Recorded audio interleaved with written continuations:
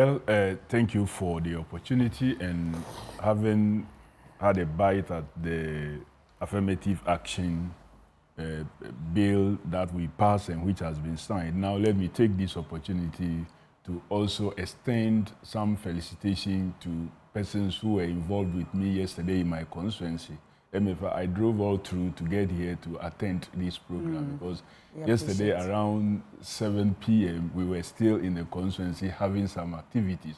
My national chairman, Johnson Asidun Ketia, and his team, I salute you, the regional chairman, the chiefs and elders from Atonko, from Atakrom, from Guama and Aka who came together, and the party supporters, the constituency executives, so I want to express. I know you'll be in trouble if you don't appreciate them, so I'll allow you to do that. That's fine. I have to appreciate all of them for the support they showed yesterday.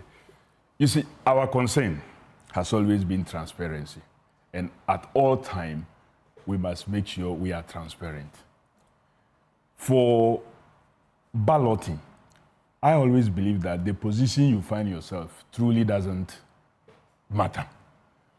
Because we've had persons occupy number one slots and have lost elections miserably.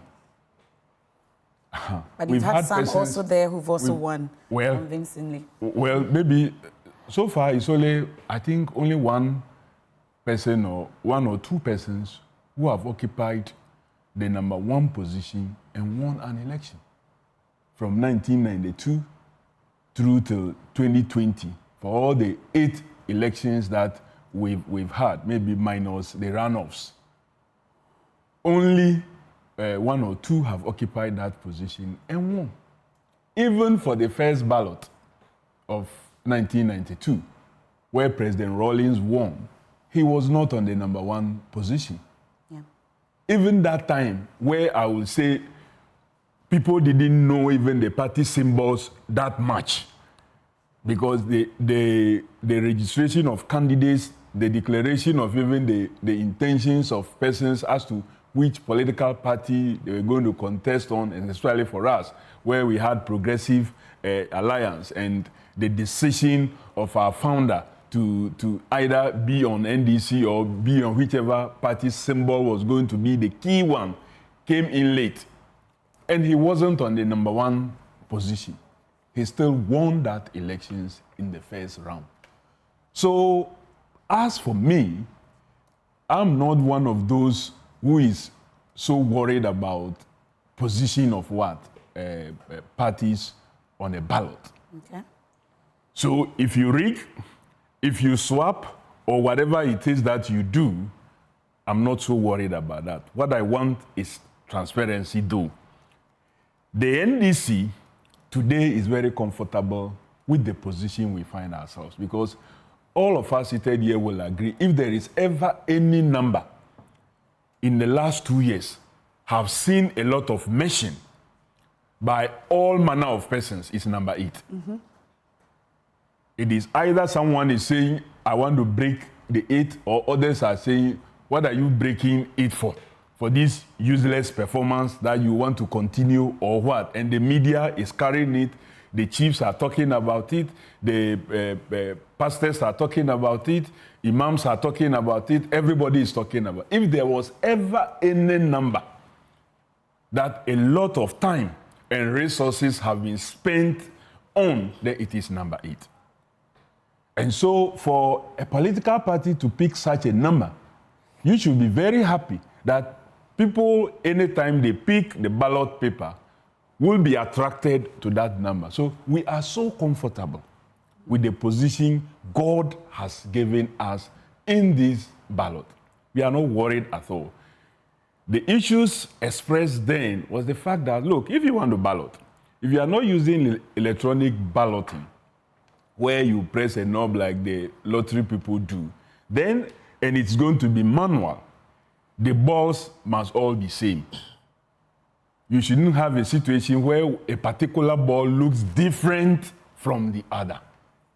And that issue, once cleared, meant that. And also, the issue of opacity. In terms of balloting, opacity, when all are there and observing it and participating themselves, is the best way to go. You talk about transparency when you leave only the institution to do, and we are all watching maybe via other means, like the way maybe the FIFA or CAF draws are done.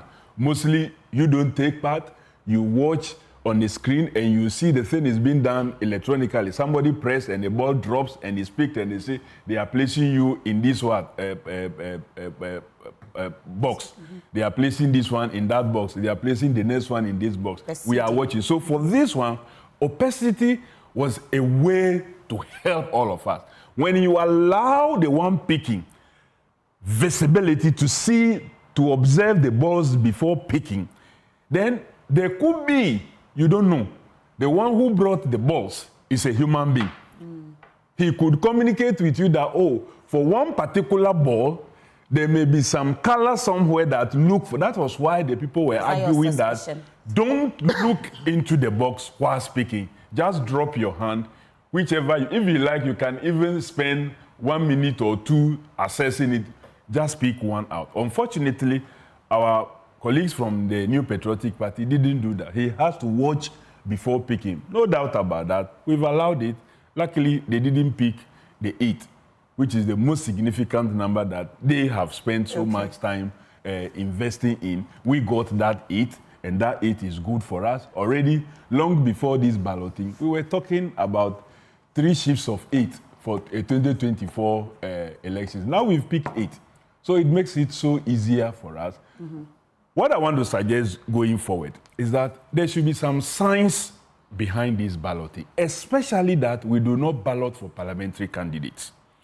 The Electoral Commission should begin to add some science to their balloting. You cannot have a situation where a political party fields only maybe 20 or 50 parliamentary candidates. Then you give that party the chance to ballot with the other parties that have all candidates in all the constituencies or so many candidates. And when they have picked a particular position, because they do not have parliamentary candidates, when you go now to the constituencies, you end up now having challenges. So moving forward, we may have to be introducing some science where we will say political parties that fields parliamentary candidates in all constituencies be given the chance to ballot on the first. Already, the smaller political parties and independent candidates have raised concerns about the priority that you are giving to these two political